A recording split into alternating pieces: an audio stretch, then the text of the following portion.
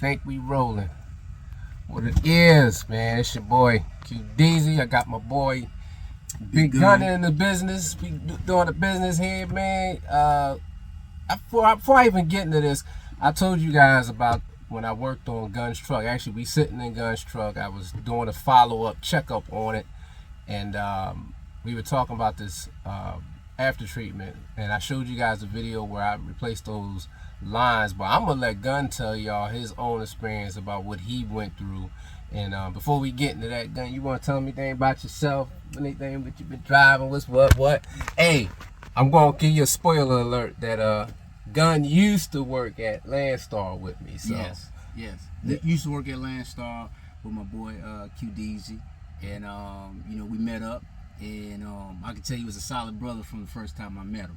Appreciate that.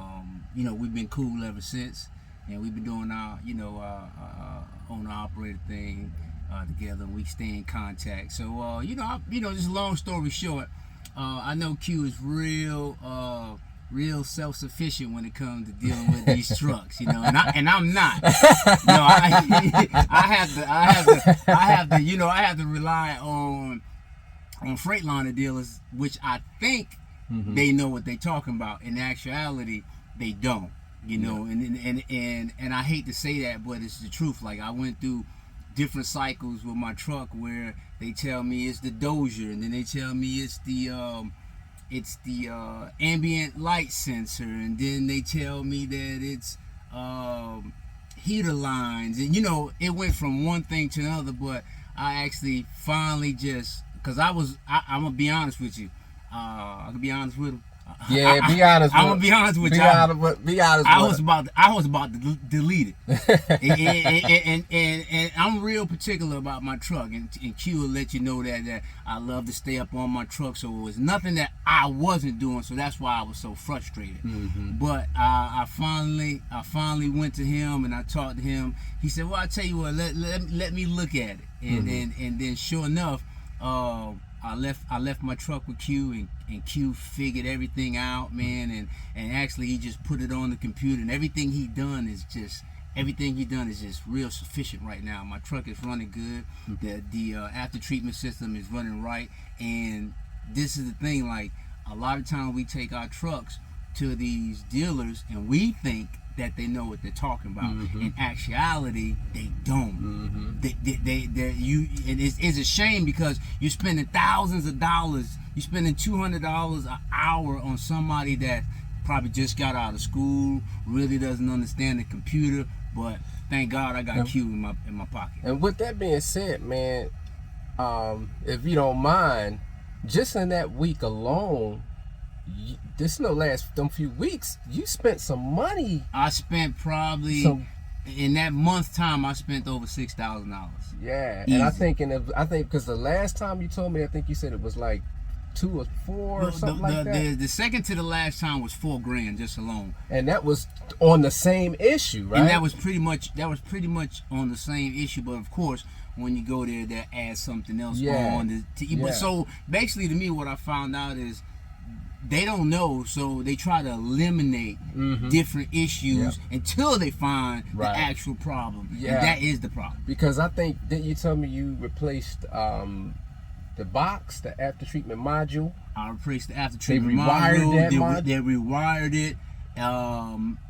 Everything, the ambient light sensor. That actually, I've never even known that, but that's in your mirror.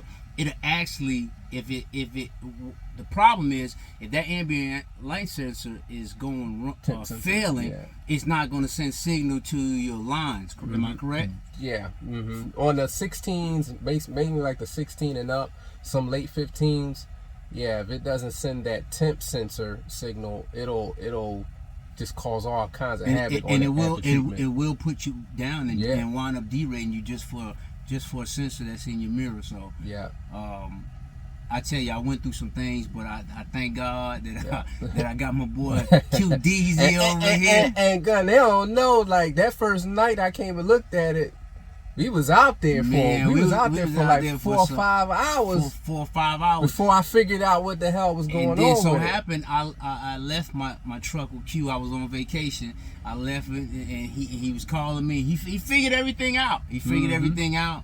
I'm gonna tell you right now, Q Deezy is a genius. I'm glad I got him here in Jacksonville with me. I'm glad I got him here with me. And I'm real, and I'm real particular about my truck. He is. And if I let him work on my truck, I trust him. Yeah, Believe that. He definitely is. I mean, he keep it spotless. Yes, sir. Look, if he got a tire that ain't even mismatched, it's bothering him. Out of there. Hey, he like, it's gotta match. It could be brand Out of new. there. So when I came back, I promised you, you know how I was gonna do it. When I came back, I hit him up, and then I'm riding down the road. I said, Q, why you got me wrong? That's my boy. That boy got me solid out there, boy. Yes, sir. Hey. That's my boy, Q. Yeah, he was just like that too. I was happy just like Look, that. I'm riding down the road. He's screaming. I said, boy, he about to make me cry. I told him, I hope you got your seatbelt on. You're dangerous, boy. Ah, man. But yeah, he was happy, man. And I tell y'all, you know, we went through all that. And I started laughing when I figured it out, because it was one of those things where I was working on it, like I said, for hours, and he left it. So the next day I was on it another whole day to like midnight. And I looked and I realized it was the SCR lines had been bad since September, because the computers will tell you the first and last occurrences. And I said, this is why. This is the problem right here, because it kept derating them. Like, he'd get it cleared and he'd go down the road, and then he'll call me like, man, I'm 55 miles an hour. It was like within the day, sometimes a few hours after he done got it out of the shop. So you gotta know what you're doing when you dealing with these trucks, man. Absolutely. And especially, you know, for us guys that are owner operators, and Gun got his authority, you know, now. And speaking of that, we gonna jump on topic a little bit, man. How you feel about leaving Landstar? Because I know that's what some of the questions gonna be. Yeah. Now, first of all, I will say this: when I started with Landstar was good. Mm-hmm. You know, I will say that I've learned a lot from Landstar. Me coming in, being an owner operator for the first time, so I learned a lot from Landstar. But now that I have my own authority, it's just, to me, it's a lot better. I get to call my own shots. I get to work with who I want to work with. Mm-hmm. And I like it better that way. Mm-hmm. I like it better that way. I like the responsibility that, hey, this is my truck, this is my equipment. As long as you're doing right with your money and you saving your money, you're putting a percentage away.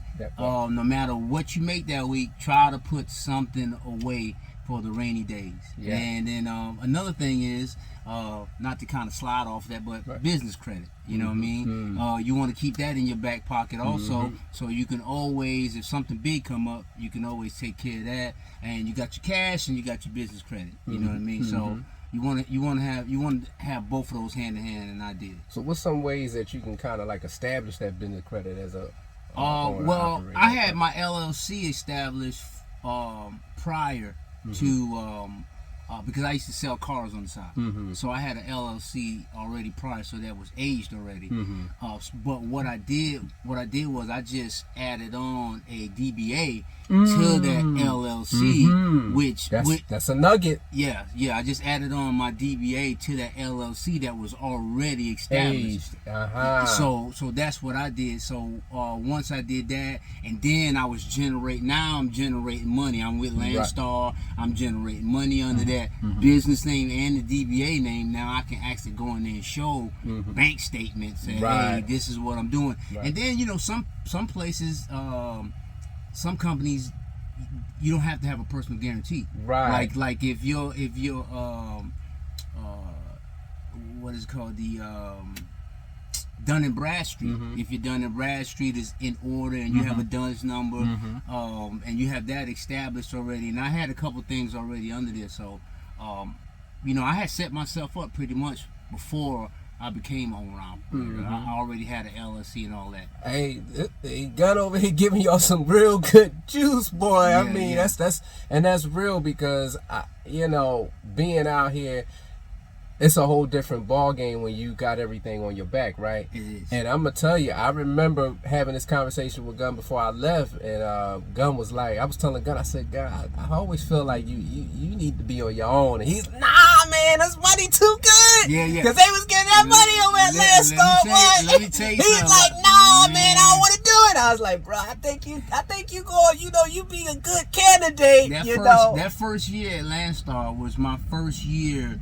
Actually being an owner operator, and just a short story, like I was sick I was out of work for 3 months because I got COVID, right? I remember that. Yeah, and did I tell the numbers? You could if you want. That's up to you. Okay, my first year with 3 months off, was 2.5, 3 months off, I still, and Q can attest to this, I still made $275,000. And he actually asked me, y'all, and I forgot. He had gave me the permission to actually show y'all the statement. Sure did. Because he gave me the statement. Sure did. And I don't think I ever posted it or talked about it. But yeah, he did, what was about 230 you said, I think? 265 or 275, Look, one of the two. I'm cutting it off. I'm cutting him about 30,000 short. And that was with, and but now, that was pre-COVID. Now that's when everything was really booming, and I took advantage of it. And that was 3 months off, right? Yeah, because he was sick. But with that being said, pre-COVID, but with that being said, at Landstar, one truck, and that was running how he wanted to run. Yes. You know what I'm saying?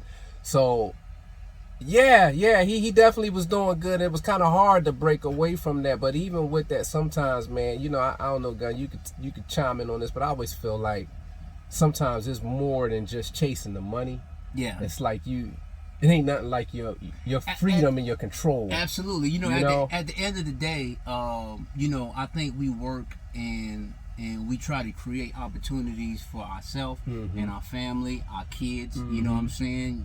If you got young sons, you want to show them how to be entrepreneurs at some point, in life. And so that's where I was in life. Like, I left a job making 100 plus a year, but I wanted to make sure that before I left this earth, that I showed my kids, how to be an entrepreneur and be able to branch off and expand eventually and, have something to give them. Right, yeah, that's dope, man. That's dope. So, with that, I'm going to leave it at that. But I tell you, and a part of that too is having, I think, a good support system of the people that you have around you too. Absolutely. Case in point, Gun a good dude. We've always been tight from day one. And matter of fact, a couple times, he helped me out a couple times, man. I remember that time my air compressor went out. I was down in Georgia and I did a video on that, and that was during COVID. And y'all remember how hard parts was to get? And I remember I was telling you, I was like, man, I'll just wait till I get back to get it. They had one left at the job. He said, nah, I'm gonna go get it for you, dog. Just hit me and get me, when you get back. And I'm like, when you got people supporting you like that, man, you need that when you go out on your own. Just, rather it's family.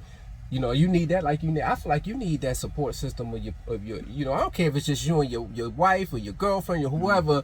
You need that, you need that credit, Absolutely. Because you need something to motivate you to keep doing what you're doing. It's just like he said with your kids. When your kids is doing right, you support them. Absolutely. If I got a homie and he out there, I got guys that I know, the owner operators, that was telling me that they was getting ready to walk away because they fell on hard times, and they homeboy stepped up and was like, look, man, take this bread, pay what you need to pay, man. Don't let your business go. Absolutely. I know guys that's done that for guys. Like, that's a whole nother level in itself, man. But you set yourself up, like Gun said in the beginning, to for that success. And not to get on the biblical sense, but I always have a prayer, right? I always ask God to put me in contact with people that can elevate me. You know what I'm saying, and people that that I can help and they can help me. You know, so I always ask God to put me in the right place with the right people. Yeah. You know what I'm saying, and surround myself with like-minded people. Yep, that part right there, man. But I ain't gonna hold your gun. We gonna let Gun get on out of here. I just like I said, finished doing a checkup on this truck, and you know we got some little things we need to do, revisit. I'm sure this won't be the last time you guys see Gun or hear from Gun. Absolutely. And comment any questions you got, you want to pass on to Gun, let me know, and I'll pass that information on, and we'll revisit that. I hope you guys out there staying safe. Keep on top of them trucks, cause boy, look at here. They will let you know. Yeah. They will let you know. Stay on top. Boy, yes sir, yes sir. Peace out. Later.